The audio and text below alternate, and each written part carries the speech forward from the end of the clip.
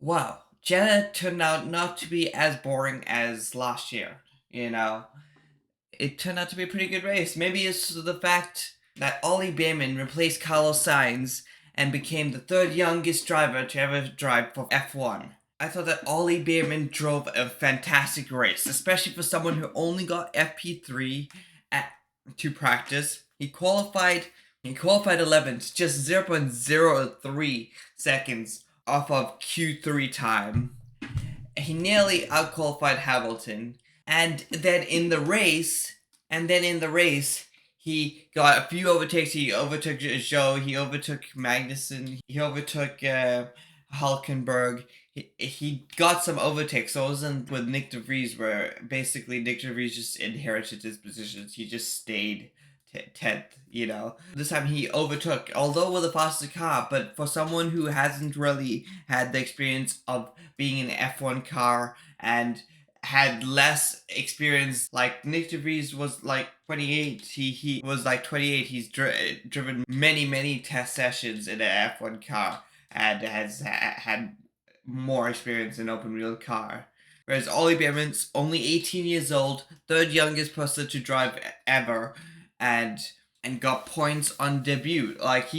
There's only been three teenagers who's gotten points on debut, and he has got the highest amount of points. So I think that was a very successful drive by Ollie Behrman, and I cannot wait until he joins Charles in that Ferrari seat. That will have to wait until like 2027 because Lewis has 2 years plus one, so maybe even 2028. But I have no doubt we will see him in a F1 seat in the future. He probably will get at the Haas seat, which I don't know if that's good because, like, although Gunther is out, at least they have like a good team principal that won't be like so, won't keep the pressure on Ollie to perform and might in fact help Ollie perform better.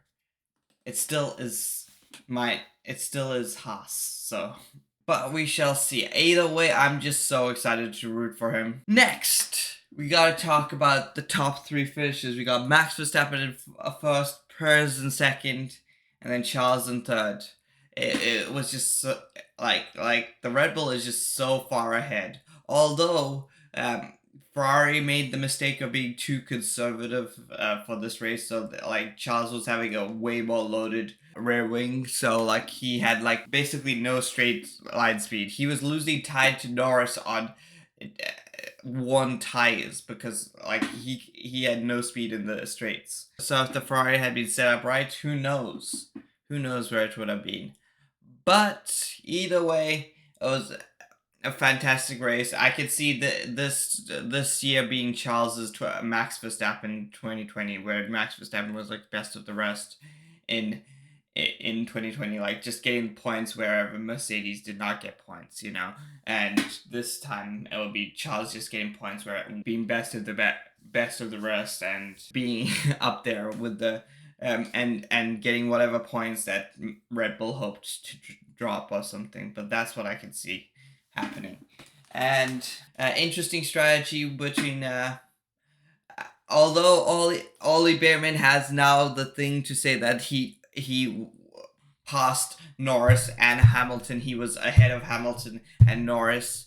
The Mercedes and McLaren kind of went on the wrong strategy of they should have tried the double stack or it was just unlucky that they could not do the double stack and pit an under safety car because Hamilton and Norris kind of got screwed with not having with having to stay out for so long and eventually not getting a safety car and having to do a regular pit stop.